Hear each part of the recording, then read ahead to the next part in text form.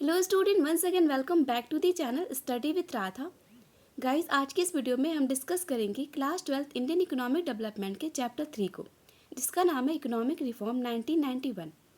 Student, जैसा कि आप जानते हो और आपको ये बता दूं कि जो इंडियन इकोनॉमिक डेवलपमेंट के स्टार्टिंग के चैप्टर हैं फर्स्ट, सेकेंड और थर्ड, ये चैप्टर एक दूसरे से इंटरकनेक्टेड है।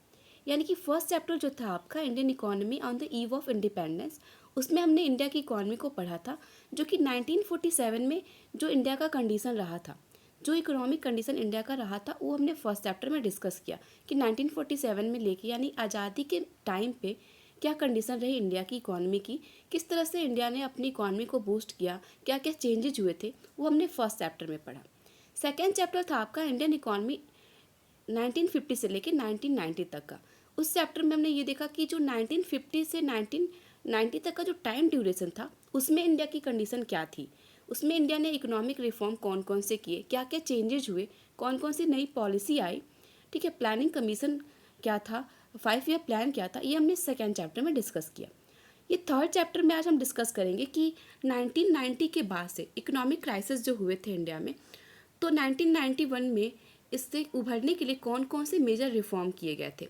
जो एलपीजी पॉलिसी लाई गई थी, ये एलपीजी पॉलिसी क्या थी और इंडिया की इकोनॉमी में एलपीजी पॉलिसी का क्या इम्पैक्ट पड़ा, पॉजिटिव इम्पैक्ट क्या पड़ा, नेगेटिव इम्पैक्ट क्या पड़ा, ये सारी चीज़ें हम इस चैप्टर में डिस्कस करेंगे। अगर बात करें इंडिया की इकोनॉमिक रिफॉर्म की, तो ये स्टार्ट हुआ था 1991 में।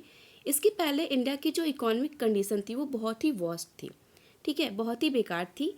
और यूँ कहें तो जो फाइनेंशियल प्रॉब्लम थे इंडिया, उससे इंडिया जूझ रहा था। इंफ्रास्ट्रक्चर, इंडस्ट्रियल सेक्टर, सारे सेक्टर्स कहीं ना कहीं ये फाइनेंशियल प्रॉब्लम को फेस कर रहे थे। इन क्राइसिस के बाद जो जो इंडिया की इकोनॉमी में जो क्राइसिस हुए थे 1990 में, इससे उभरने के लिए, इससे निकलने के लिए जो मेजर स्टेप लिए गए थे 1991 में, वो इस कंडीशन के फेवर में थे। और जो भी रिफॉर्म के लिए जो स्टेप लिए गए थे, इसी को हम बोलते हैं इंडियन इकोनॉमिक रिफॉर्म, ठीक है। तो इसको हम बहुत ही आसान और मज़ेदार तरीके से इस सारे चैप्टर को हम पढ़ेंगे। इसमें पढ़ने के बाद से जो भी आपके कॉन्सेप्ट होंगे वो सारे के सारे क्लियर हो जाएंगे। तो बिना लेट किए स्टार्ट करते हैं। सबसे पहले हम ये जानेंगे कि इकोनॉमिक रिफॉर्म होता क्या है, उसके बाद हम एक एक करके टॉपिक को डिस्कस करेंगे।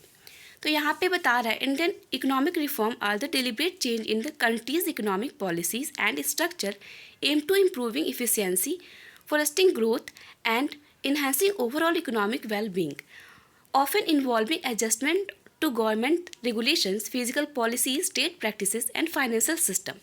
यानी इकोनॉमिक रिफॉर्म का मतलब होता है कि ऐसी संरचना बनाना या ऐसा स्ट्रक्चर करना जिसमें जानबूझ के या फिर जानबूझ के चेंज किया जाता है। और चेंज करने का जो पर्पज होता है वो ये होता है कि हम इसमें सुधार करें। जो भी हमारे पास जो भी नीतियाँ हैं, जो भी रूल्स रेगुलेशंस हैं, जो भी सरकारी नियम हैं, उसमें हम चेंज करें। और चेंज कैसा करें जिससे हमारा आर्थिक विकास हो सके, हमारे समाज का कल्याण हो सके, ठीक है। तो इकोनॉमिक रिफॉर्म का ओवरऑल मतलब यही होता है कि ट्रेड पॉलिसीज़, फिजिकल पॉलिसीज या फिर गवर्नमेंट के जो रेगुलेशंस, रूल्स हैं, उसमें कुछ चेंज करना जिससे कि हमारी कंट्री के इकोनॉमिक ग्रोथ हो सके। ओके, उसके बाद से यहाँ पे बता रहा है इकोनॉमिक रिफॉर्म।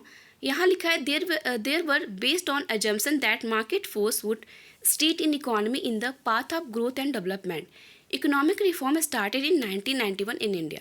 यानी कि इकोनॉमिक रिफॉर्म जो होता है वो किस मान्यता पे बेस्ड होता है, तो वो मार्केट फोर्स को इकोनॉमी के सही डायरेक्शन में, सही पाथ पे और डेवलपमेंट की तरफ ले जाने पे बेस्ड होता है।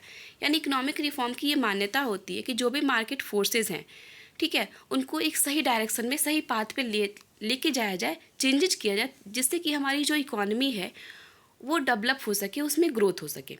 और ये स्टार्ट हुआ था इंडिया में 1991 में। यानी कि 1991 में ऐसी पॉलिसी लाई गई या ऐसा रिफॉर्म किया गया जिससे इंडिया की जो इकोनॉमी है वो डेवलपमेंट के पाथ पे आगे बढ़ने लगी। इकोनॉमिक रिफॉर्म की नीड क्यों होती है ये भी जान लेते हैं शॉर्ट में। यहाँ पे लिखा है नीड फॉर इकोनॉमिक रिफॉर्म। तो हमारे इंडिया में इकोनॉमिक रिफॉर्म करने की यानी आर्थिक सुधार लाने की आवश्यकता क्यों पड़ी।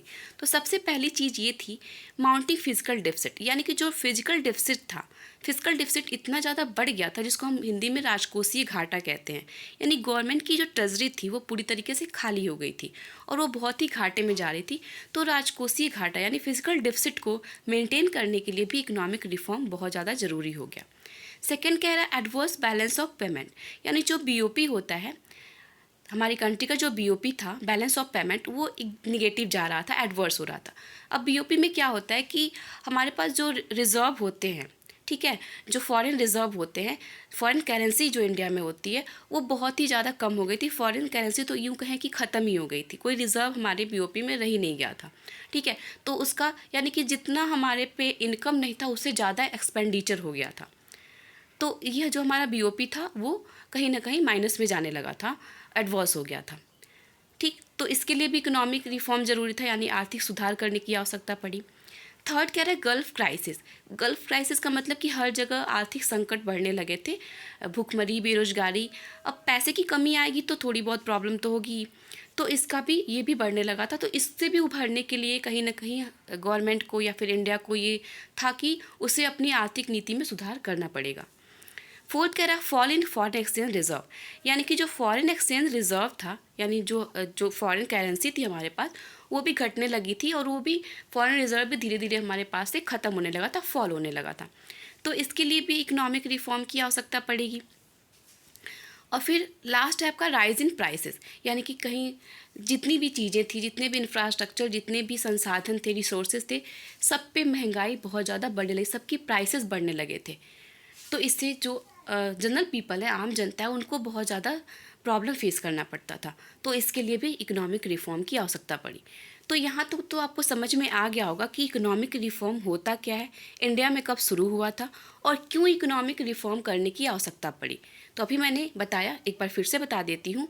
इकोनॉमिक रिफॉर्म का मतलब होता है कंट्री के पॉलिसीज़ में कुछ ऐसा चेंज करना, जानबूझ के चेंज करना, जिससे कि इफ़िशियंसी यानी कि क्षमता बढ़ सके, ठीक, और जो ग्रोथ है वो तेज़ी से आ सके। अब चेंजेस क्या करने होते हैं, तो गवर्नमेंट के रूल्स रेगुलेशन में कुछ चेंज करने पड़ते हैं, फिजिकल पॉलिसी में कुछ चेंज करने पड़ते हैं, ट्रेड प्रैक्टिसेस में, फाइनेंशियल सिस्टम में कुछ ना कुछ चेंज करने पड़ते हैं। और ये चेंज इसलिए किए जाते हैं ताकि जो इंडिया की इकॉनमी है, जो कंडीशन है, उसमें हम इम्प्रूवमेंट ला सकें, और इन्हीं चेंजेस को हम इकोनॉमिक रिफॉर्म बोलते हैं। फिर यहाँ पे इकोनॉमिक रिफॉर्म में क्या बताया गया कि इकोनॉमिक रिफॉर्म एक ऐसी मान्यता पे आधारित है जिसमें जो मार्केट फोर्स होते हैं उनको हम स्थिर बनाते हैं कि वो सही तरीके से इकोनॉमिक ग्रोथ और डेवलपमेंट के पाथ पे चल सके। और ये स्टार्ट होता है इंडिया में 1991 में। उसके बाद से मैंने बताया आपको कि इसकी नीड क्यों पड़ी थी। तो ये 5 पॉइंट मैंने एक्सप्लेन किया कि इकोनॉमिक रिफॉर्म इस आवश्यकताओं को पूरा करने के लिए हुआ था। अब इसके बाद से आपको एक बताती हूँ कि इकोनॉमिक रिफॉर्म जो था 1991 में, जो इकोनॉमिक रिफॉर्म हुआ था, उस टाइम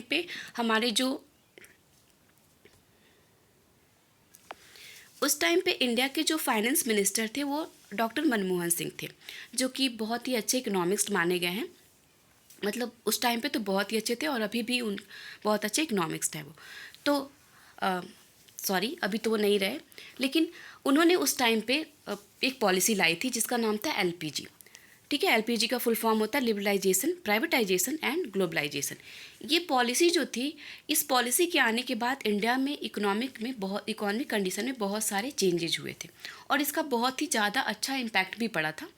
हाँ, किसी भी पॉलिसी का कुछ ना कुछ ड्रॉबैक तो होता ही है, तो इसके भी कुछ ड्रॉबैक थे, ठीक है। ड्रॉबैक भी हम देखेंगे, लेकिन एलपीजी आने के बाद से इकोनॉमिक कंडीशन किस तरह से बदल गई थी, क्या इम्पैक्ट पड़ा था, वो हम देखते हैं। तो सबसे पहले एलपीजी का फुल फॉर्म मैंने आपको बताया, लिबरलाइजेशन, प्राइवेटाइजेशन एंड ग्लोबलाइजेशन।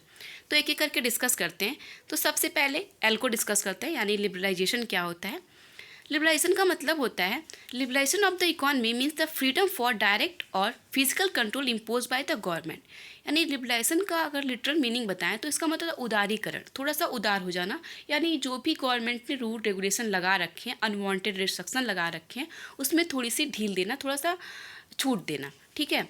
तो इसमें ये किया गया कि जो इकॉनमी थी उसमें थोड़ी सी फ्रीडम दी गई, डायरेक्ट फ्रीडम, फिजिकल कंट्रोल पे फ्रीडम, जो गवर्नमेंट ने अपने हर चीज़ों पे कंट्रोल लगा रखा था, लाइसेंस लगा रखा था, उसमें थोड़ी सी छूट दी गई थी, ताकि जो प्राइवेट सेक्टर है या आम जनता है वो अपने हिसाब से भी कुछ कर सके। अब जो लिबरलाइजेशन था उसके अंदर इकोनॉमिक रिफॉर्म कौन कौन से किए गए, यानी लिबरलाइजेशन के अंदर कौन कौन से सुधार किए गए।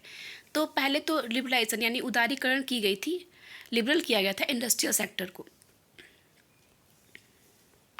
सबसे पहले इंडस्ट्रियल सेक्टर रिफॉर्म किया गया था, यानी इंडस्ट्री के ऊपर जो भी लाइसेंसिंग या जो भी रूल्स रेगुलेशन बनाए गए थे उसमें थोड़ी छूट दी गई।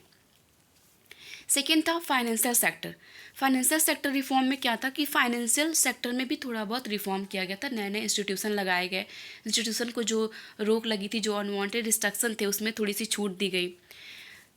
थर्ड है आपका फिजिकल रिफॉर्म में क्या किया गया था कि राजकोषीय सुधार किए गए, कुछ ऐसे मेजर स्टेप लिए गए या कुछ छूट दी गई, ठीक है। और लास्ट आपका एक्सटर्नल सेक्टर रिफॉर्म का मतलब वही है एक्सपोर्ट इंपोर्ट में, यानी जो विदेशों से जो आयात निर्यात होते थे, एक्सपोर्ट इंपोर्ट होते थे, उसमें भी कुछ छूट दी गई ताकि हम क्या कर सकें, ग्लोबली जुड़ सके, कनेक्ट हो सके। अब एक एक करके यहाँ पे जैसे 3 तरह का आपने दिखा, 4 तरह का कि अंडर ग्लोबलाइजेशन क्या क्या रिफॉर्म हुए थे। तो लिबरलाइजेशन के अंदर कौन कौन से सुधार हुए थे, तो मैंने भी बताया कि लिबरलाइजेशन के अंदर 4 तरीके के सुधार हुए थे। इंडस्ट्रियल सेक्टर में सुधार हुआ, फाइनेंशियल सेक्टर में सुधार हुआ, फिजिकल सेक्टर में सुधार हुआ और एक्सटर्नल सेक्टर में भी सुधार हुआ। अब इन चारों को एक एक करके देखिए कि इंडस्ट्रियल सेक्टर में कौन कौन से चेंजेज हुए, क्या चेंजेज हुए, ठीक है। तो सबसे पहले बात करते हैं इंडस्ट्रियल सेक्टर रिफॉर्म की, कि लिबरलाइजेशन के अंदर इंडस्ट्री को किस तरह से सुधारा गया। तो यहाँ लिखा है abolish of industrial licensing, D reservation of production areas, expansion of production capacity, freedom of import goods. यानी कि इंडस्ट्री में क्या किया गया, इंडस्ट्री में पहले बहुत ज़्यादा लाइसेंस थोपा गया था कि बिना लाइसेंस के कोई भी इंडिविजुअल अपनी इंडस्ट्री सेटअप नहीं कर सकता, ठीक है। अगर उसके पास कैपिटल है, वो कैपेबल है करने के लिए, फिर भी लाइसेंस की आवश्यकता उसको पड़ती थी, बिना लाइसेंस के कोई इंडस्ट्री नहीं लगा सकता। इस लाइसेंस की वजह से बहुत सारे जो एंटरप्रेन्योर थे वो कहीं ना कहीं इंडस्ट्री सेटअप करने से या फिर बिजनेस करने से भागते थे, उनको ये बहुत ज़्यादा बर्डन लगता था लाइसेंस लेना। तो इंडस्ट्रियल सेक्टर में ग्रोथ करने के लिए सबसे पहले क्या किया गया कि लाइसेंसिंग सिस्टम को थोड़ा सा हटा दिया गया, उसको अबॉलिश कर दिया गया।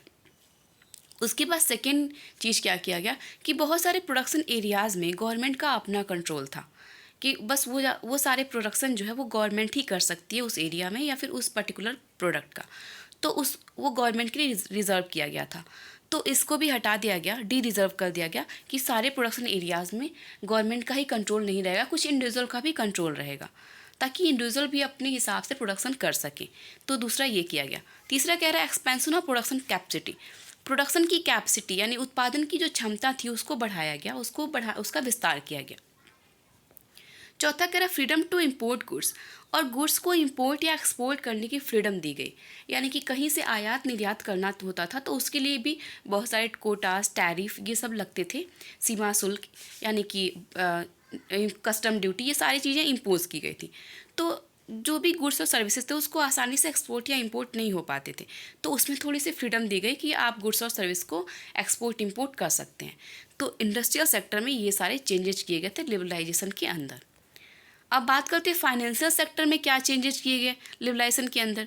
तो यहाँ बता रहा है liberalisation implied a substantial shift in the role of RBI from the regulate to a facilitator to financial sector, यानी फाइनेंशियल सेक्टर में ये रिफॉर्म किया गया लिबरलाइजेशन के अंदर कि जो भी आपका फॉरेन एक्सचेंज था उसको कंट्रोल RBI करता था, और RBI जो है वो रेगुलेटर की तरह से काम करता था, वो बहुत ज़्यादा नियम कानून और लॉज बना रखा था, ठीक है। तो आसानी से फाइनेंशियल सेक्टर में चीज़ें नहीं हो पाती थी। तो जो लिबरलाइजेशन था इसमें ऐसी पॉलिसी बनाई कि जो RBI है वो रेगुलेटर कम और फैसिलिटेटर ज़्यादा रहेगा, यानी कि वो जो कंट्रोल करने का उसके पास जो दायरा है, ठीक है, कंट्रोल करने के साथ साथ कंट्रोल को थोड़ा कम किया गया और उसको फैसिलिटेटर बना दिया गया कि आप नियंत्रण तो रखेंगे लेकिन थोड़ी फैसिलिटी भी प्रोवाइड करेंगे लोगों को, ठीक है, या फिर जो भी कॉमर्शियल बैंक्स हैं उनको। या नहीं तो पहले क्या था कि जो RBI था वो बहुत ही कड़े नियम बनाता था फाइनेंशियल सेक्टर में, यानी कि जो आपकी कॉमर्शियल बैंक्स हैं, सहकारी बैंक्स हैं, रूरल जो हैं RRBs हैं, उन पे बहुत ही कड़े नियम बनाता था RBI, या मॉनेटरी पॉलिसी भी बहुत स्ट्रिक्ट बनाता था। तो लिबरलाइजेशन में क्या किया, थोड़ी सी छूट दी गई कि जो नियम है उसमें थोड़ी सी छूट देनी चाहिए और RBI को रेगुलेटर ना बन के फैसिलिटेटर बनना चाहिए, ठीक है। तो फाइनेंशियल सेक्टर रिफॉर्म में ये रिफॉर्म किया गया। उसके बाद है फिजिकल रिफॉर्म, यानी फिजिकल रिफॉर्म में क्या सुधारा गया। तो इसमें बता रहे हैं physical reform relate to revenue and expenditure of government, tax reform, are the principal component of physical reform.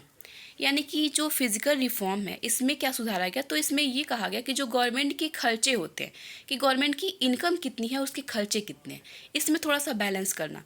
यानी कि आप जो गवर्नमेंट थी उसकी रेवेन्यू उतनी ज़्यादा नहीं थी और एक्सपेंडिचर बहुत ज़्यादा थे। जैसे एग्जांपल दे के बताऊँ तो आप कमाते 1,000 है और खर्चा आपका 2,000 है, तो कहीं ना कहीं जो आपका बैलेंस है वो थोड़ा सा गड़बड़ हो जाएगा। ठीक है, तो इसमें कहा क्या गया कि गवर्नमेंट के जो एक्सपेंडिचर है, जो उसकी रेवेन्यू है, इसमें बैलेंस किया जाए। और इसके बाद से तो इसमें मेजर कैसे बैलेंस करेंगे, मेजर रिफॉर्म क्या किया गया, तो टैक्स में मेजर रिफॉर्म किया गया था। यानी फिजिकल रिफॉर्म का जो प्रिंसिपल कंपोनेंट था वो टैक्सेशन पॉलिसी में रिफॉर्म करना था। ठीक है सॉरी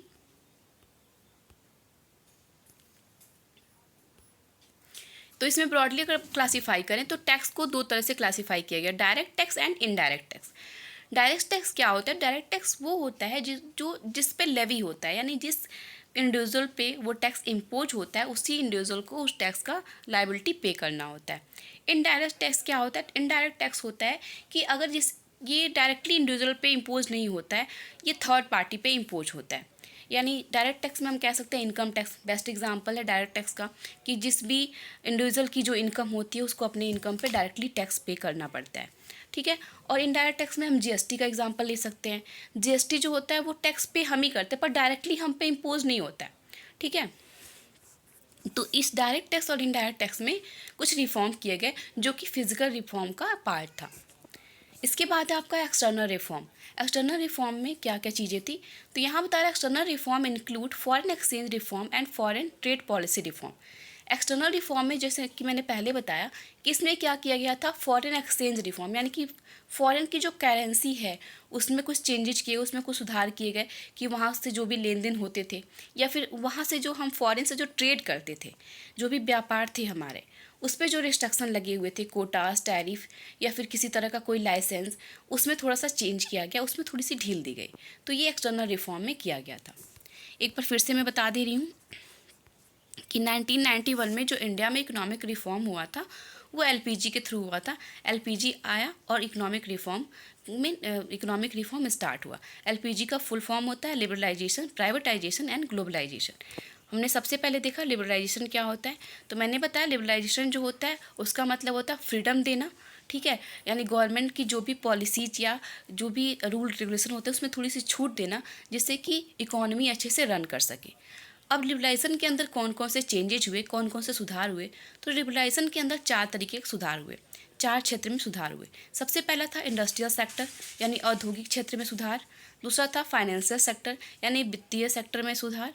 तीसरा था फिजिकल रिफॉर्म यानी कि रेवेन्यू यानी गवर्नमेंट के राजकोषीय में, ट्रेजरी में सुधार।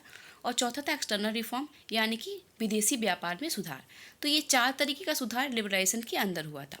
उसके बाद से हमने इन चारों को एक एक करके डिस्कस कर लिया कि इसमें क्या क्या चेंजेस हुए। अब बात करते हैं प्राइवेटाइजेशन की यानी पी की। अब प्राइवेटाइजेशन क्या होता है, इसमें क्या क्या किया गया, तो यहाँ बता रहा है privatisation is the general process of involving the private sector in the ownership of operation of the state owned enterprise. यानी कि प्राइवेटाइजेशन का मतलब होता है ये एक ऐसा प्रोसेस होता है जिसमें प्राइवेट सेक्टर को इन्वॉल्व किया जाता है, उनकी ओनरशिप को इन्वॉल्व किया जाता है कि जो भी चीज़ें जो स्टेट इंटरप्राइज ओन कर रहे हैं उसमें प्राइवेट सेक्टर को कंट्रीब्यूशन देना। या इजी वर्ड में बोलें तो प्राइवेटाइजेशन का मतलब होता है कि पब्लिक सेक्टर से ओनरशिप को ट्रांसफ़र करना प्राइवेट सेक्टर को, इसी प्रोसेस को हम प्राइवेटाइजेशन बोलते हैं। ठीक है, ये बहुत ही शॉर्ट में और ईजी लैंग्वेज में है।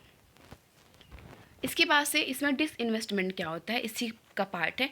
तो यहाँ बता रहा है it refers to situation when government sell off a part of share capital of PSUs the private investors. यानी कि डिसइन्वेस्टमेंट का मतलब होता है जब गवर्नमेंट क्या करती है अपने जो मार्केट कैपिटल का शेयर होता है वो PSU को बेच देती है या फिर उसको ट्रांसफ़र कर देती है, तो उसको बोलते हैं हम डिसइन्वेस्टमेंट। ओके, तो प्राइवेटाइजेशन में सिंपल ज़्यादा कुछ हुआ नहीं था, बस ये था कि बहुत सारी चीज़ों को प्राइवेटाइजेशन या ग्लोबलाइजेशन नीचे एक बहुत अच्छे से डिस्क्राइब किया गया। यहाँ पे बस मैं भी शॉर्ट डेफिनेशन लेके चल रही हूँ। इसके बाद से इस पूरे एलपीजी को नीचे जैसे जैसे आपका एक एक स्टेप बढ़ेगा उसके बाद से बहुत ही ब्रीफली डिफाइन किया गया है। अभी यहाँ तक आप इतना ही समझें कि प्राइवेटाइजेशन का मतलब होता है कि यहाँ पे जो ओनरशिप होती है पब्लिक सेक्टर की उसको ट्रांसफ़र करना प्राइवेट सेक्टर में। ओके। अब बात करें अगर ग्लोबलाइजेशन की, तो यहाँ पे कह रहा है it may be defined as a process associated with the increasing opening growing economy independent on deeping economy integration in the world economy. यानी ग्लोबलाइजेशन का मतलब होता है, इसको हम ऐसे डिफाइन कर सकते हैं कि ये एक ऐसा प्रोसेस होता है जिसमें हम क्या करते हैं कि अपनी इकोनॉमी को ओपन करते हैं, ठीक है, ग्रो करते हैं, इंडिपेंडेंट करते हैं और वर्ल्ड की इकोनॉमी से जोड़ने की कोशिश करते हैं, ठीक है, कि जो हमारी इकोनॉमी है उसको हम कहीं ना कहीं वर्ल्ड की इकोनॉमी से इंटरकनेक्ट करने की कोशिश करते हैं। इसी प्रोसेस को हम बोलते हैं ग्लोबलाइजेशन। ओके। अब जो ये ग्लोबलाइजेशन की पॉलिसी थी या स्ट्रैटेजी थी इंडिया की इकोनॉमी में, वो क्या थी, तो यहाँ बता रहा है policy strategy promoting globalisation the India economy. यानी कि जो ये ग्लोबलाइजेशन की स्ट्रैटेजी थी उसने इंडिया की इकोनॉमी को किस तरह से प्रमोट किया था। तो यहाँ पहला बता रहा है increasing the equity limit of the foreign investment. यानी कि फॉरेन इन्वेस्टमेंट की जो इक्विटी लिमिट थी इसको बढ़ा दिया गया, ठीक है, सबसे पहली चीज़ ये की गई। दूसरा कह रहा है पार्शियल कन्वर्टिबिलिटी, यानी पार्शियली आंशिक रूप से थोड़ा सा कन्वर्टिबिलिटी की गई। थर्ड कह रहा है लॉन्ग टर्म ट्रेड पॉलिसी, लंबे समय की ट्रेड पॉलिसी बनाई गई कि अगर हम किसी कंट्री से अगर ट्रेड कर रहे हैं तो वो पॉलिसी जो लॉन्ग टर्म होनी चाहिए। फोर्थ कह रहा है रिडक्शन ऑफ टैरिफ, यानी कि जो टैरिफ लगे हुए थे, टैरिफ का मतलब होता है टैक्स एक तरह से समझिए, तो उसको रिडक्शन, उसमें थोड़ी सी छूट देना, उसको रिड्यूस करना। फिफ्थ कह रहा है विड्रॉल ऑफ क्वांटिटेटिव रिस्ट्रक्शन, यानी कि जो क्वांटिटेटिव रिस्ट्रक्शन लगे थे उसको विड्रॉ करना। क्वांटिटेटिव रिस्ट्रक्शन का यहाँ मतलब क्या है कि कोटा टैरिफ लगा देना, कि किसी कंट्री से आप कोई चीज़ इंपोर्ट या एक्सपोर्ट कर रहे हो तो वो लिमिट सेट कर दी जाती थी कि एक बार में आप इतने ही संख्या में वो चीज़ें मंगा सकते हैं। तो इसमें थोड़ा सा इसको चेंज किया गया था, इस रिस्ट्रक्शन को विड्रॉ यानी हटाया गया था, ठीक है। अब इस पहले मैं क्या कर रही हूँ कि जो सारे टॉपिक्स हैं आपके, कि इस चैप्टर के अंदर आपको पढ़ना क्या क्या है उसको मैं शॉर्ट में यहाँ पे बता रही हूँ, फिर इसी को ब्रॉड में नीचे बताना है, ठीक है। तो आप ये मत कहना कि मैम ने बहुत ही शॉर्ट में इसको ख़त्म कर दिया है। अभी पहले आप एक थोड़ी थोड़ी करके छोटे छोटे डेफिनेशन देखिए, उसके बाद से ब्रॉडली आपको डिफाइन किया जाएगा सारी चीज़ों को। इसके बाद से यानी कि आपने एल पढ़ लिया, पी पढ़ लिया, जी पढ़ लिया, लिबरलाइजेशन, प्राइवेटाइजेशन और ग्लोबलाइजेशन। अब इसके बाद से एक और मेजर टॉपिक था आपका WTO। WTO क्या होता है, कब फाउंड हुआ था, इसका पुराना नाम क्या था, ये जान लीजिए, ठीक है। यहाँ बता रहा है WTO का full form world trade organisation, यानी कि विश्व व्यापार संगठन। WTO का जो फॉर्मेशन था वो 1995 में हुआ था। चलिए यहाँ पे जो लिखा है उसको देखते हैं। यहाँ कह रहा था WTO was founded in 1995 as the successor organisation to the general agreement on trade and tariff. Trade and जो आपका ये general agreement on trade and tariff, इसी का शॉर्ट फॉर्म है गैट, ठीक है। WTO जब आया था उसके पहले गैट चलता था, गैट को ही रिप्लेस करके WTO नया नाम दिया गया। ये स्टैब्लिश हुआ था, जो आपका गैट था वो स्टैब्लिश हुआ था 1948 में, ठीक है। इसकी जो सदस्य कंट्रीज थी वो 23 कंट्री इसमें सदस्य थी, इन्वॉल्व थी, ठीक है। इन सारे 23 कंट्री का मिला के ये गैट चलता था।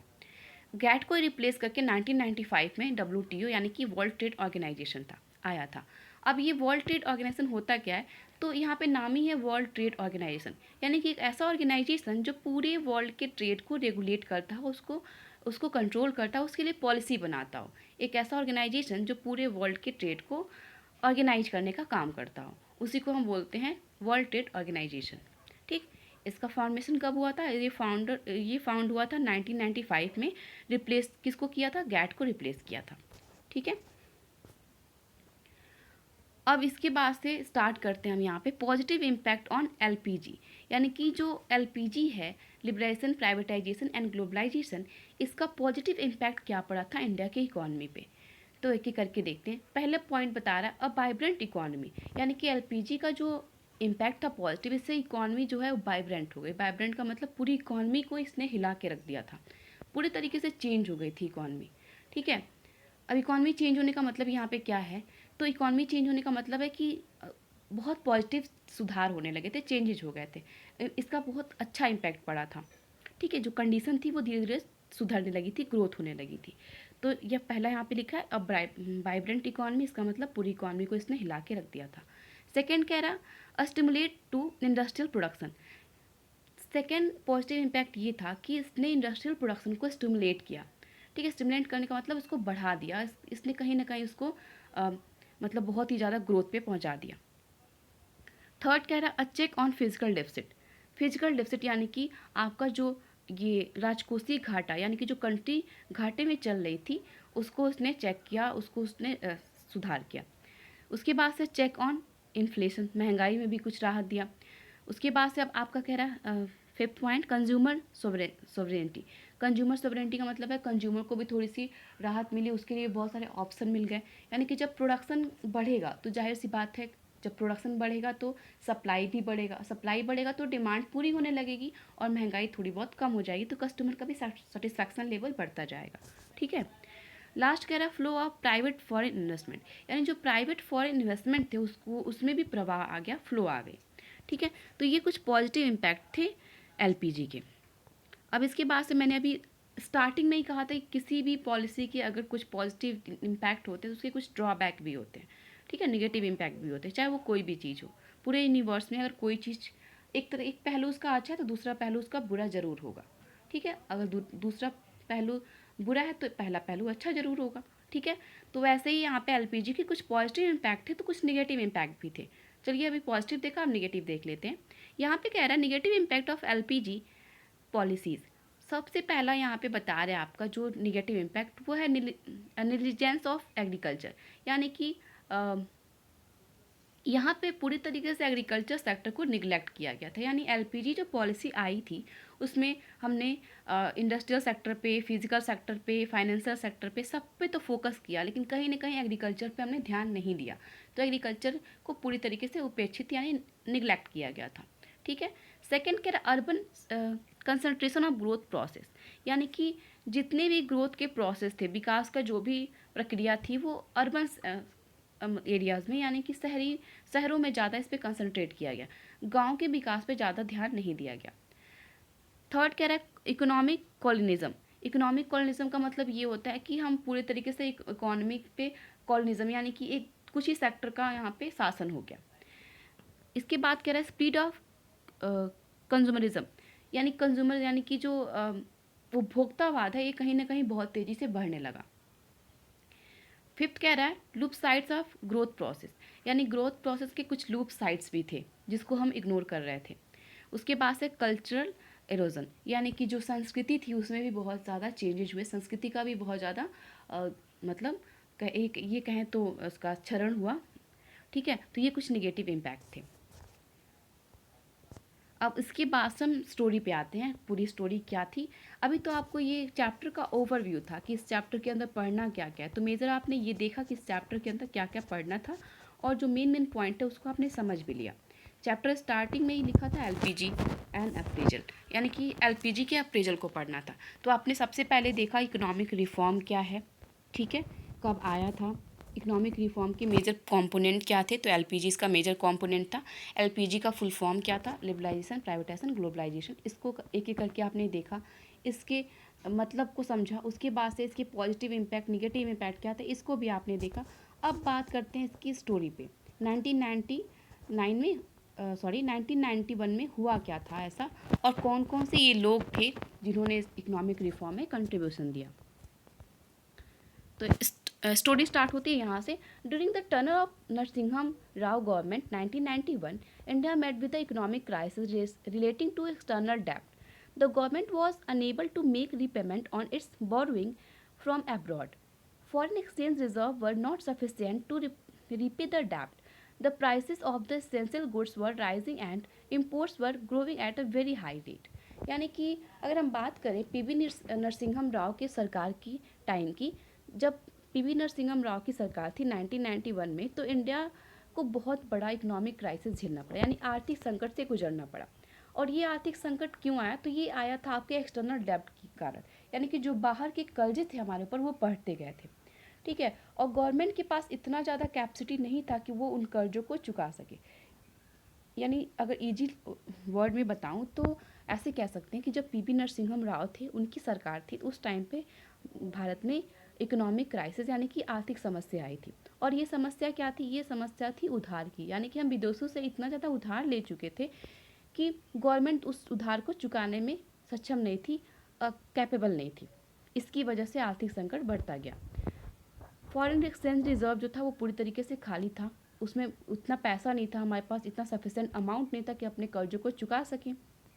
इसका इम्पैक्ट क्या पड़ा कि जो भी आवश्यकता की चीज़ें थी, जो भी आवश्यक चीज़ें थी, जो भी गुड्स थे, उनके प्राइसेस बढ़ने लगे, उनकी जो रेट थे वो बढ़ने लगे, महंगाई बढ़ने लगी, और इम्पोर्ट जो था उस पर बहुत हाई रेट, मतलब इम्पोर्ट भी बहुत महंगा हो गया। तो ये हुआ था ये स्टोरी आपकी 1991 के टाइम पे, जो आपने यहाँ तक समझ लिया कि उस टाइम पे 1991 के टाइम पे किसकी सरकार थी? पीवी नरसिंहम राव की सरकार थी। दिक्कत क्या थी? दिक्कत ये थी कि जो इकोनॉमिक क्राइसिस आया था, और आया क्यों था? क्योंकि हमारे पास जो थे वो कर्जे बहुत ज़्यादा हो गए थे विदेशों के, और हम उस कर्जे को चुका पाने में सक्षम नहीं थे।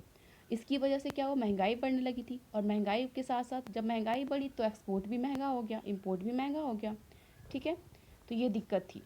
अब इसका रिजल्ट क्या हुआ? तो यहाँ कह रहा है, as a result the government initiated a new set of policy measure to reform the condition of an economic, and several economic reform program were also introduce in the respect to promote the privatisation, liberalisation and globalisation. अब इसका result ये हुआ कि जो भी सारी problem मैंने ऊपर डिस्कस थी कि पीवी नरसिंहम राव के समय में क्या क्या दिक्कतें आई थी, इसका रिजल्ट ये हुआ कि जो सरकार थी उसने नए कदम उठाए कि हम एक नई सेट ऑफ पॉलिसी बनाएंगे, ठीक, जिसमें हम अपनी कंडीशन को सुधारेंगे, अपनी इकोनॉमिक कंडीशन को सुधारने के लिए नए नए रिफॉर्म लाएंगे, नए नए प्रोग्राम चलाएंगे, नए नए प्रोग्राम को इंट्रोड्यूस करेंगे, और जिसमें सबसे पहला था आपका एलपीजी पॉलिसी लाना। ठीक है,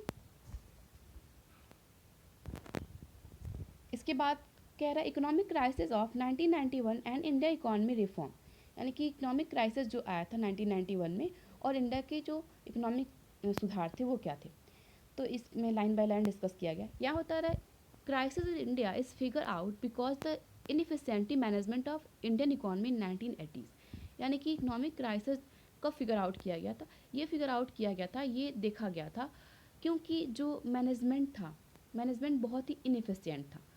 कब का? 1980 का, यानी 1980 की जो इंडिया की इकॉनमी थी, उस टाइम इंडिया की इकॉनमी को सही तरीके से मैनेज नहीं किया जा रहा था। इसकी वजह से ये आर्थिक समस्या हमारे पास आई थी। इसके बाद करा, the revenue generated by the government were not adequate to meet the growing expenses, so the government resort to borrowing to pay for its debts and cut off डेब्ट ट्रैप, यानी कि जो गवर्नमेंट की रेवेन्यू थी, यानी जो हमारी सरकार थी, वो इतना पैसा नहीं कमा पा रही थी कि वो अपने एक्सपेंसेस को, अपने खर्चों को चला सके या अपने खर्चों को निपटा सके। इसलिए गवर्नमेंट को क्या करना पड़ता था? गवर्नमेंट को उधार लेना पड़ता था, और इसी उधार की वजह से वो डेब्ट ट्रैप में फंसती गई। ठीक है, ये दो लाइन समझ में आया? फिर से रिपीट कर रही हूँ। यहाँ पे बता रहा है कि जो इकोनॉमिक क्राइसिस थी 1991 में, वो और क्या सुधार किए गए। तो 1991 का जो इकोनॉमिक क्राइसिस था वो 1980 के इनएफिशिएंट मैनेजमेंट की वजह से फिगर आउट किया गया कि 1980 में इंडिया की इकोनॉमी को सही तरीके से मैनेज नहीं किया गया, इसकी वजह से इकोनॉमिक क्राइसिस आए। उसके बाद से क्या हुआ कि गवर्नमेंट, जितना पैसा गवर्नमेंट को अपने खर्च चलाने के लिए होना चाहिए उतना गवर्नमेंट रेवेन्यू जनरेट नहीं कर पाती थी, यानी उतना कमा नहीं पाती जितना उसका खर्चा था। तो इसके लिए गवर्नमेंट को क्या करना पड़ता? इसकी वजह से गवर्नमेंट को विदेशों से उधार लेना पड़ता था, और उधार की वजह से ही गवर्नमेंट डेब्ट ट्रैप में फंसती गई। फिर आगे कह रहा है, deficit is refers to the excess of the government expenditure over the revenue. और ये डिफिसिट क्यों हुआ? तो डिफिसिट का रीज़न ये था, घाटे का रीज़न ये था कि गवर्नमेंट का जो एक्सपेंडिचर था वो उसके रेवेन्यू से कहीं ज़्यादा बढ़ गया, यानी कि जितनी की आपकी कमाई नहीं, उससे कहीं ज़्यादा आपका खर्चा है। तो जाहिर सी बात है आप घाटे में चले जाएंगे। तो घाटे का मतलब ही यही होता है। ठीक है, इसके बाद से क्या कह रहा है, ये आपने ऊपर की कहानी देखी कि इकोनॉमिक क्राइसिस क्या होती है और कैसे इंडिया में आई थी, कब आई थी, किसके गवर्नमेंट में आई थी, तो आपने इतना जान लिया। ठीक है, अब कह रहा causes of economic crisis. Causes of का मतलब है कि यहाँ पे क्या कारण रहे। तो ऊपर भी आपने कुछ कारण पढ़े, हम नीचे भी कारण दिखा रहे हैं यहाँ पे। यहाँ कह रहा है different causes of economic crisis are given as under. पहला कारण बता रहा है, the continue spending on development programs of the government did not generated additional revenue, यानी कि लगातार तो हम बहुत ज़्यादा डेवलपमेंट के प्रोग्राम बनाते जा रहे थे, उस पर स्पेंड भी खूब करते जा रहे थे। हमेशा नए नए प्लान बनाते थे कि ये सुधारना है, इस बहुत ज़्यादा स्कीम गवर्नमेंट लाती थी, और स्कीम में पैसे भी बहुत खर्च होते थे। तो जितने भी प्लान बनते थे इंडिया की इकॉनमी को या इंडिया की कंडीशन को सुधारने के लिए, उन सारे प्लान्स और प्रोग्राम्स में बहुत ज़्यादा पैसे खर्च होते थे, और वो प्लान जो है वो सक्सेसफुल होता नहीं था। तो पैसे अलग खर्च हो रहे हैं और प्लान सक्सेसफुल हो नहीं रहा है, तो जो रेवेन्यू है वो कहाँ से जनरेट होगी? तो एडिशनल रेवेन्यू जनरेट नहीं हो पाती थी।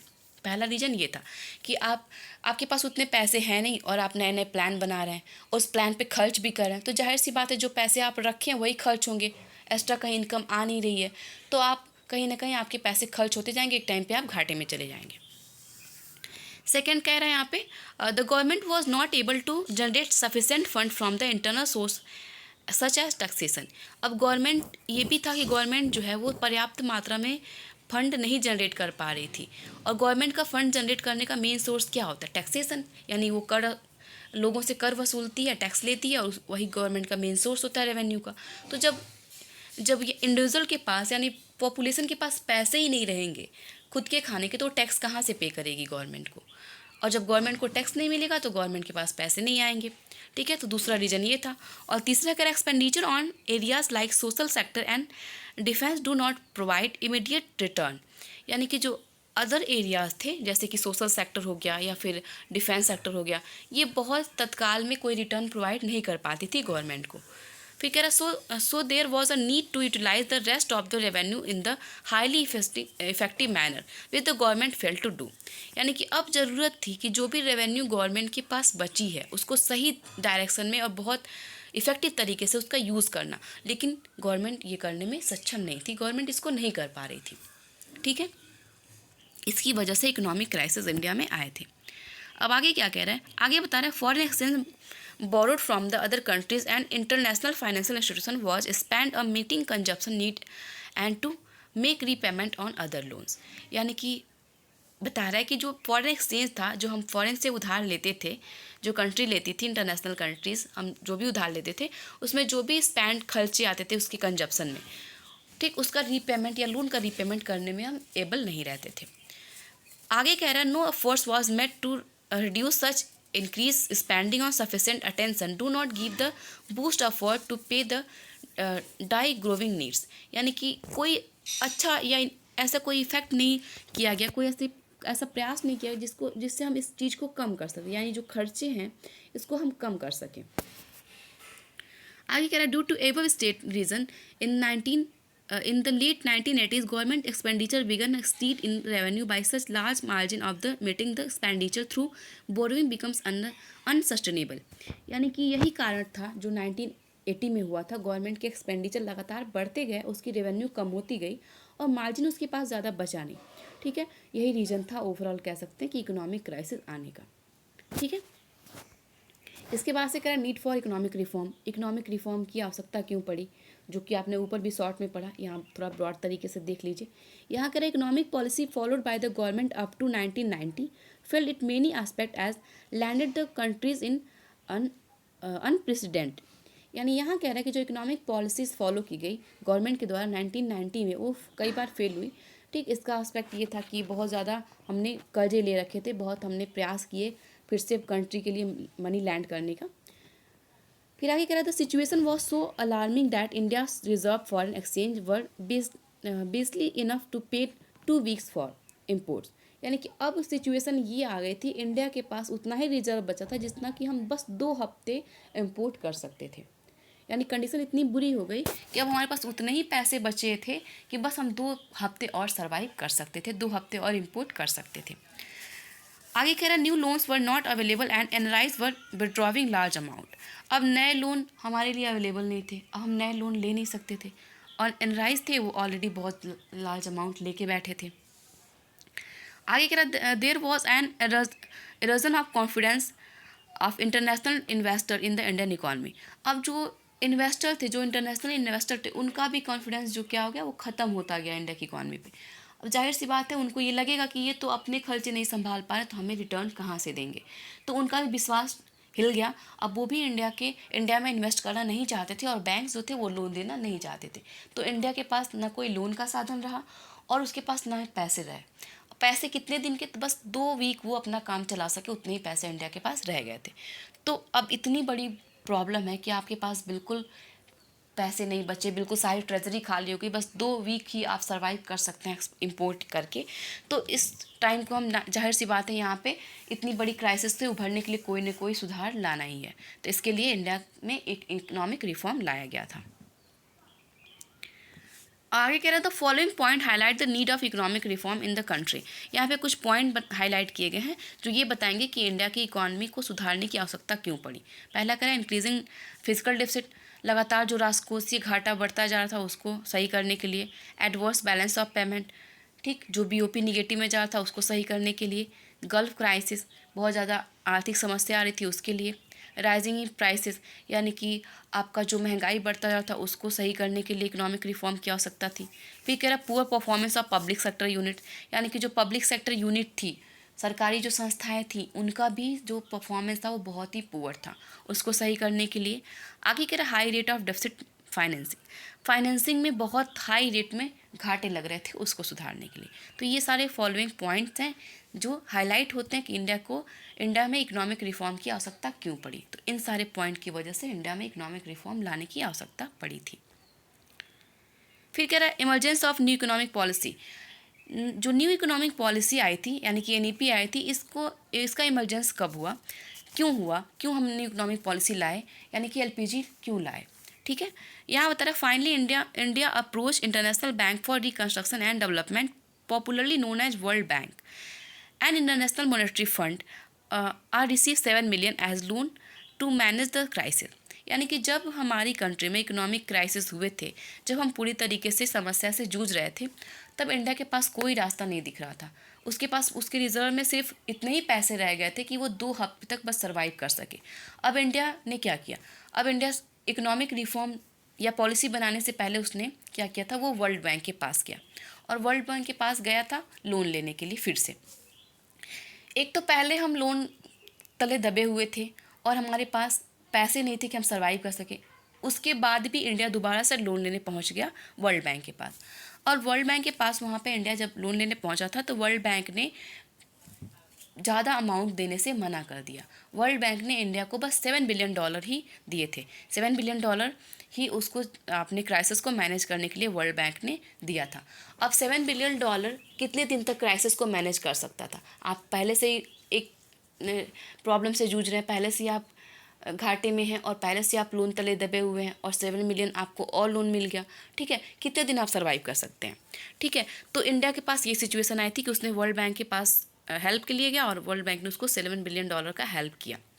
इसके बाद कह रहा है international agency expected India to liberalise and open up economy by remove instruction on private sector and remote trade restriction between the India and other countries. अब वर्ल्ड बैंक ने इनको एक सजेशन भी दिया कि आपको हम $7 बिलियन दे तो रहे हैं, इससे जाओ आप अपना क्राइसिस को थोड़ा मैनेज करो, लेकिन लोन लेने से और ये सब करने से आपकी जो इकॉनमी वो बूस्टअप नहीं होगी। तो वर्ल्ड बैंक ने इनको एक सजेशन दिया कि आप अपनी इकॉनमी को ओपन करिए। ठीक है, जो आप बंद के बैठे हुए हैं, ठीक है, आप अपनी इकॉनमी को बूस्टअप करने के लिए अपनी इकॉनमी को खोलिए, ओपन होइए, दूसरी कंट्रीज से मिलिए, उनसे इंटीग्रेट करिए, और जो प्राइवेट जो कंट्रोल करके आपने बैठा हुआ है सारे रिसोर्सेज पे, सारे प्रोडक्शन के प्रोसेस पे, उसको प्राइवेट इंडिविजुअल को भी थोड़ा बहुत रिस्ट्रिक्शन को हटाइए और उनको भी एंट्री दीजिए, ताकि आपकी जो कंडीशन है वो सुधर सके। ठीक है, इसके बाद से कह रहा है India agree to condition of world bank and IMF and had announced new economic policy. अब इंडिया ने क्या किया, जो वर्ल्ड बैंक का सजेशन था उसको इंडिया ने मान लिया, उनकी शर्तों को मान लिया और अनाउंस कर दिया नई इकोनॉमिक पॉलिसी लाने के लिए। ठीक, which consist wide range of economic reform, और इसी ने बहुत बड़ी तरीके से, व्यापक तरीके से आर्थिक सुधार ला दिया। यानी कि यहाँ पे हम ये कह सकते हैं कि वर्ल्ड बैंक ने काफ़ी अच्छा किया था इंडिया के लिए कि उसको 7 बिलियन एक तो दे भी दिया लोन, ऊपर से उसको बहुत अच्छा सजेशन भी दिया कि आप अपनी इकॉनमी को फ्री अप करिए, ओपन इकॉनमी बनाइए और वर्ल्ड की इकॉनमी से इंटरकनेक्ट करिए। ठीक है, तो यहाँ पे हम ये कह सकते हैं। उसके बाद कह रहा stabilisation measure, they are short term measure which were intended to correct some weakness that have developed in the balance of payment and bring inflation under control। यानी कि एक सब्सिडाइजेशन मेजर किया गया कि इसमें हमने क्या किया कि हमने करेक्ट मेजर लिया कि हमारी वीकनेस क्या है। ठीक है, बैलेंस ऑफ पेमेंट में क्यों इतना मतलब क्या दिक्कत आ रही है, तो इन्फ्लेशन को अपने कंट्रोल में लिया गया। स्ट्रक्चर रिफॉर्म क्या किया गया, इसमें कहा they are long term measure aim to improving the efficiency of the economic increasing in the international competitiveness by removing the rigidness in the various segment of the Indian economy। यानी कि stabilization major में ये किया गया कि हमने बस focus किया शॉर्ट टर्म के लिए कि हमको अपने बीओपी को कैसे सही करना और इन्फ्लेशन को कम किया, इन्फ्लेशन को कंट्रोल किया। स्ट्रक्चरल रिफॉर्म में क्या किया, स्ट्रक्चरल रिफॉर्म हमने ये किया कि लॉन्ग टर्म स्टेप लिया और इसमें हमारा ये एम ये रहा कि हम अपनी इंडिया की इकॉनमी को इंटरनेशनल कॉम्पिटिशन से बढ़ाएंगे और रिजिडिटी को कम करेंगे ताकि जो हमारे इंडिया की इकॉनमी है उसमें अलग अलग सेगमेंट से जुड़ सके। अब यहाँ पे बता रहा है कि various structure reform are categorise as, अब बहुत अलग अलग तरीके के स्ट्रक्चर संरचनात्मक सुधार किए गए जिसमें लिबरलाइजेशन, प्राइवेटाइजेशन और ग्लोबलाइजेशन आते हैं। इसमें कहा गया balance of payment is system of recording countries economic transaction with the rest of the world over the period of 1 year. यानी कि बैलेंस ऑफ पेमेंट क्या होता है, तो बैलेंस ऑफ पेमेंट एक ऐसा सिस्टम होता है जिसमें हम क्या करते हैं कि कंट्री की इकोनॉमिक ट्रांजेक्शन को रिकॉर्ड करते हैं। यानी कैसी इकोनॉमिक ट्रांजेक्शन, यानी एक कंट्री जो है वो पूरे होल ऑफ द वर्ल्ड यानी रेस्ट ऑफ द वर्ल्ड से एक साल में क्या क्या ट्रांजेक्शन करती है वो हम बैलेंस ऑफ पेमेंट के अंदर रिकॉर्ड करते हैं। एक बार फिर से सुन लीजिए कि बैलेंस ऑफ पेमेंट क्या होता है। यानी कि बैलेंस ऑफ पेमेंट एक ऐसा अकाउंट होता है जिसमें हम क्या करते हैं कि एक कंट्री पूरे रेस्ट ऑफ द वर्ल्ड के साथ कितना इकोनॉमिक ट्रांजेक्शन कर रही है उसको हम उसमें रिकॉर्ड करते हैं एक साल के अंदर। ठीक है, आगे कह रहा है inflation is the situation in which general price level of goods और service increase in an economic over a period of time. यानी महंगाई का मतलब क्या होता है, तो महंगाई एक ऐसी सिचुएशन होती है जिसमें किसी गुड्स और सर्विस की जो प्राइस होती है, जो उसकी सामान्य प्राइस होती है, वो बहुत ज़्यादा बढ़ जाती है एक समय काल के अनुसार। यानी कि एक इकोनॉमिक पीरियड ऑफ टाइम में किसी गुड्स और सर्विस की जो सामान्य प्राइस होती है वो बहुत ज़्यादा इंक्रीज़ हो जाती है, उस सिचुएशन को हम महंगाई बोलते हैं। यानी कि मान लीजिए कि अभी जो चीज़ें 100 रुपये की मिल रही हैं क्योंकि सब कंडीशन ठीक है, तो कोरोना में वही चीज़ें सीधे 500 की हो गई थी क्योंकि हमारा जो सिचुएशन था वो ख़राब हो गया था और महंगाई तेज़ी से बढ़ गई थी। उसके बाद से कह रहा है liberalistic of globalisation and privatisation and globalisation. आगे कह रहा है by introducing concept of liberalisation, privatisation and globalisation government have revived the condition of Indian economy. मतलब कि ये जो इंट्रोड्यूस किया गया था एलपीजी, इसके बाद से गवर्नमेंट ने इंडिया की इकॉनमी को रिवाइव किया। ठीक है, रिवाइव करने का मतलब उसने पूरे तरीके से उसने देखा कि इंडिया की इकॉनमी में पूरे तरीके से उसके स्ट्रक्चर को बदल के रख दिया। आगे कह रहा है लिबरलाइजेशन का मतलब liberalisation was introduce with an aim to put in end in to those restriction which becomes major hindrance of the growth and development of various sector. यानी लिबरलाइजेशन के इंट्रोड्यूस होने के बाद से एम रखा गया था कि बहुत सारे अलग अलग जो मेजर रिस्ट्रक्शन है उनको हटाया जाएगा, ग्रोथ और डेवलपमेंट के सेक्टर में जो भी रिस्ट्रक्शन लगे हुए हैं उनको हटाया जाएगा और ताकि जो विकास है वो तेज़ी से हो सके। आगे कह रहा है it is generally defined as the loosening of government regulation in the countries to allow the private sector companies to operate the business transaction with the fewer restriction. यानी इसमें ये कहा गया था कि जो गवर्नमेंट है वो अपना जो रेगुलेशन है उसको थोड़ा कम कर दे और अलाउ कर दिया गया कंट्री में कि प्राइवेट सेक्टर की जो कंपनियां हैं वो अपने बिजनेस को या अपने ट्रांजेक्शन को अपने तरीके से हैंडल कर सकती हैं, ऑपरेट कर सकती हैं और उन पर बहुत कम रिस्ट्रक्शन लगाया जाएगा। इसके ऑब्जेक्टिव क्या रहे, तो यहाँ बता रहा है ऑब्जेक्टिव ऑफ लिबरलाइजेशन में सबसे पहला बताया the main objective of liberalisation policy are the countries to increase competition among domestic industry.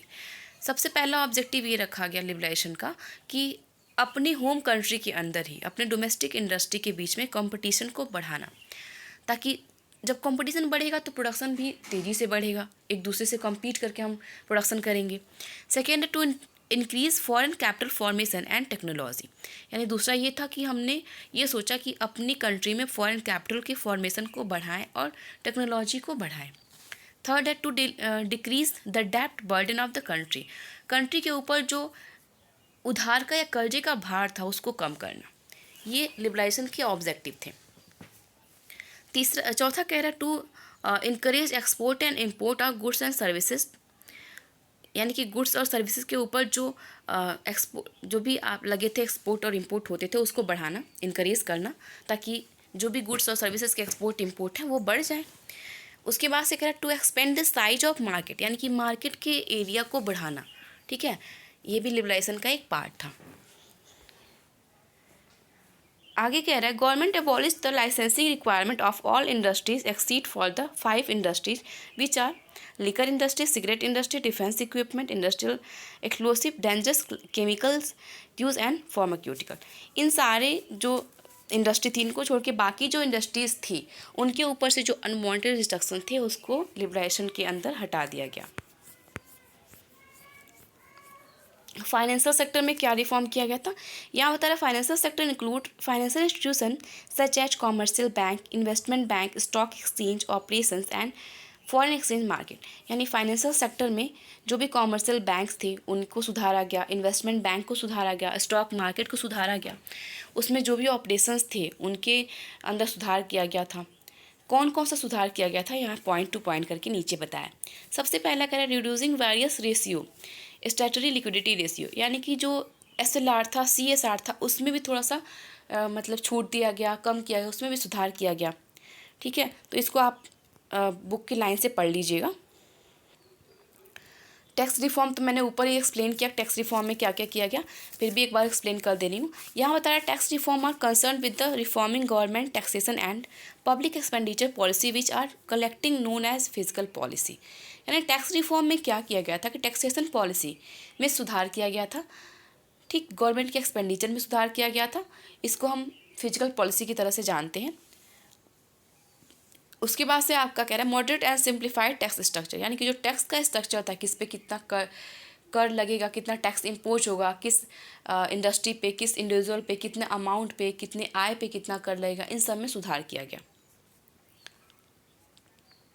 और जो लोग टैक्स एवोजन यानी कि कर की चोरी करते थे या भ्रष्टाचार करते थे, कैसे भी करके कर को, टैक्स को बचाने की कोशिश करते थे, टैक्स को अवॉइड करते थे, उन पे ध्यान दिया गया ताकि ये टैक्स की जो चोरी है उसको कम किया जा सके।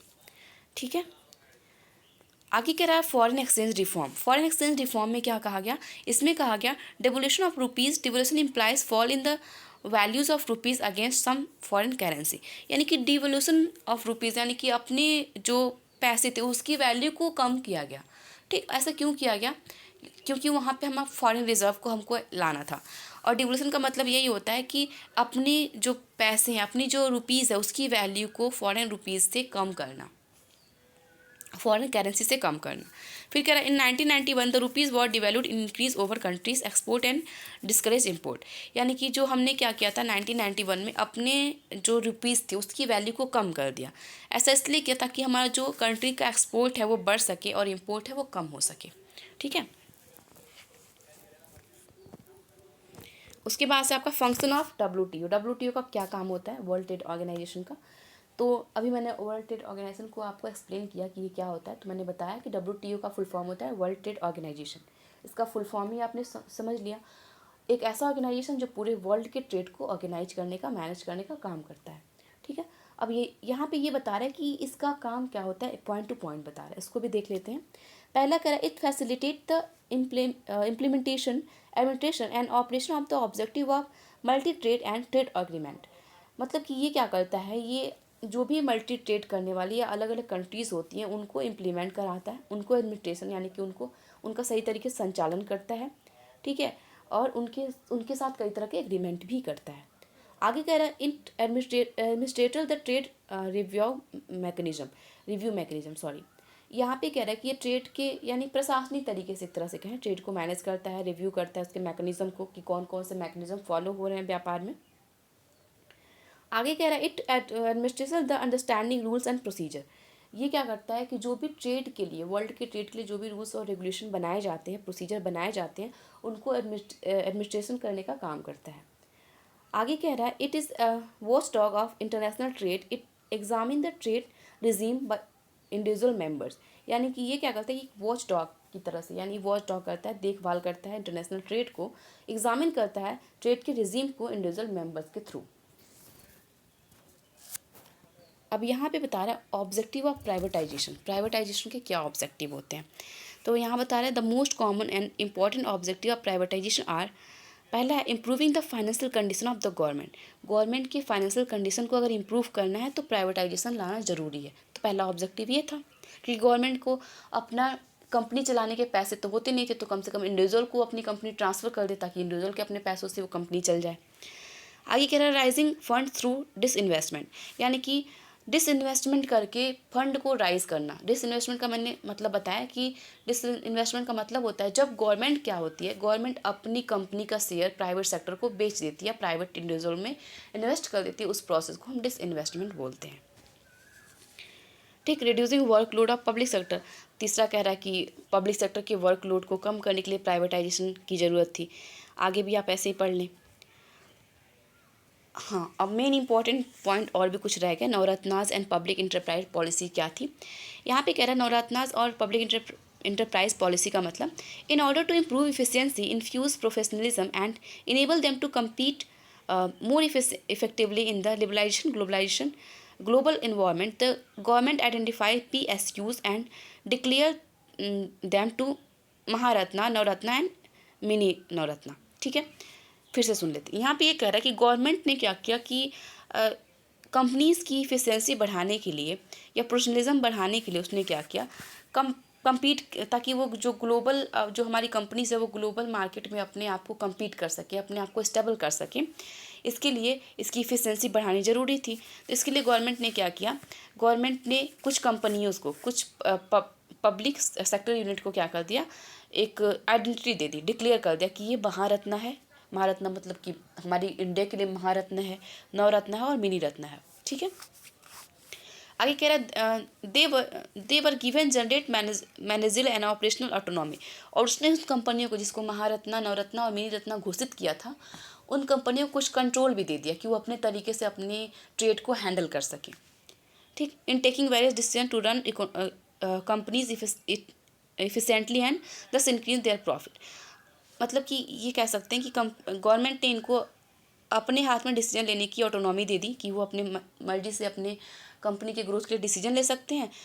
अब गवर्नमेंट को बस इससे मतलब था कि ये जो कंपनी है महारत्ना, नवरत्ना और मिनी रत्ना, इनको सारा कंट्रोल दे दिया जाए, ये अपने हिसाब से अपना प्रोडक्शन या अपनी कंपनी को चलाएं। बस गवर्नमेंट क्या करेगी, गवर्नमेंट को प्रॉफिट से मतलब है। ठीक है, अब महारत्ना में कौन कौन सी कंपनियां थी, तो पहला है इंडियन ऑयल कॉरपोरेशन लिमिटेड, ठीक है, IOCL। दूसरी थी Maharatna steel authority of India limited. ठीक है, ये दो कंपनी जो थी वो महारत्ना कंपनी थी। नवरत्ना में कौन सी थी, तो भारत हैवी इलेक्ट्रॉनिक लिमिटेड यानी BHEL। ठीक है, तीसरी थी आपकी नवरत्ना में महानगर टेलीफोन निगम लिमिटेड, यानी कि दो जो ऊपर की कंट्री है ये आपकी महारत्ना में आती थी, दो कंट्री जो है वो नवरत्ना में आती थी, और सॉरी दो कंपनी, और यहाँ मिनी रत्ना में 3 कंपनियाँ हैं। ठीक है, पहला आपका भारत संचार निगम लिमिटेड, और उसके बाद से है airport authority of India, sorry यहाँ भी 2 ही कंपनियाँ हैं। अब इसके बाद से है कि ग्लोबलाइजेशन के क्या आउटकम रहे, तो आप एक बार इसे पढ़ लें कि ग्लोबलाइजेशन के काफ़ी अच्छे इम्पैक्ट रहे थे। तो यहाँ पे पॉजिटिव इम्पैक्ट को ही आउटकम बोला था, तो इसके रिजल्ट क्या रहे यहाँ पे बता रहा है, इसको आप पढ़ लीजिएगा।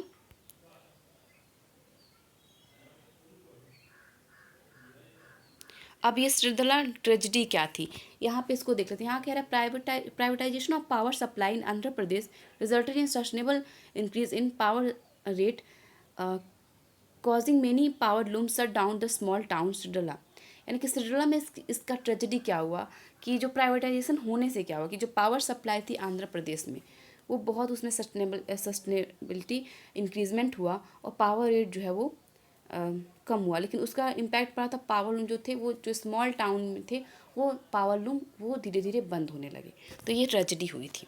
ठीक है, उसके बाद से कह रहा 50 worker committed suicide because the loss of means of livelihood. अब पावर सप्लाई जब होने लगा था तो पावर लूम्स जो थे उसके काम बंद हो गए थे, इसकी वजह से श्रीधला के जो 50 वर्कर थे उनको सुसाइड करना पड़ा। सुसाइड क्यों करना पड़ा, क्योंकि वो अपना रोजगार, अपनी लिवलीहुड को ही खो दिए थे। ये स्टोरी बुक में दी हुई है, इसको आप पढ़ लीजिएगा। वैसे ये इतनी इंपॉर्टेंट नहीं है, लेकिन फिर भी आप बुक से एक बार स्टोरी को पढ़ लीजिएगा। तो ये थे हमारे आज के सारे टॉपिक्स। आई होप आपको सारे टॉपिक क्लियर हो गए होंगे। कुछ भी दिक्कत हो, कोई भी प्रॉब्लम हो, किसी भी टॉपिक में कोई चीज़ समझ ना आई हो तो आप कमेंट करके ज़रूर पूछेंगे। ठीक है, so thank you, have a good day.